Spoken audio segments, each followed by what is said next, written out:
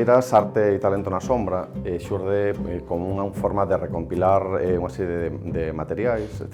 tras anos de investigación sobre o tecido tradicional en Galicia, sobre os procesos de transformación da fibra hasta conseguir todo, os produtos elaborados, cobertores, colchas, sacos, e tras realizar en campo toda unha serie de investigacións, de entrevistas, de documentar pezas en domicilios particulares, de entrevistar a persoas que coñecían o proceso de transformación do liño e da lá en distintas partes de Galicia, desde a sementeira, por exemplo, da planta do liño, hasta a elaboración dos tecidos. Esta exposición, ou a colección, está formada a día de hoxe por uns 60 cobertores, aparte de mantas, de roupa que se empregaba, camisas, mandiles e demais. E a exposición se veu como unha forma de dar a coñecer unhas pezas que son clave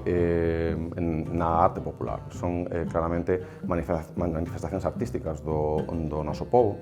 e foi unha exposición que no seu día se amosou nun primeiro momento nunha aldea do Concello da Estrada,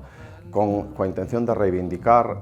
o papel que o rural tiña, xa que todas estas pezas proceden de ámbitos rurais. Tamén reivindicar o papel da muller, o papel das tecedeiras como mulleres que na sombra, como ben di o título da exposición, tecían estas verdadeiras obras de arte, que son, sin ninguna dúbida, son elementos do noso patrimonio, e elas se encargaron de compoñer, mulleres que dominaban toda unha serie de técnicas que aprendían, moitas delas pagaban por aprender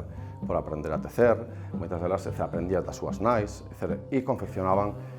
toda unha serie de produtos e de tecidos que despois se empregaban para elaborar o que viña sendo a roupa do día a día, para facer sacos, para facer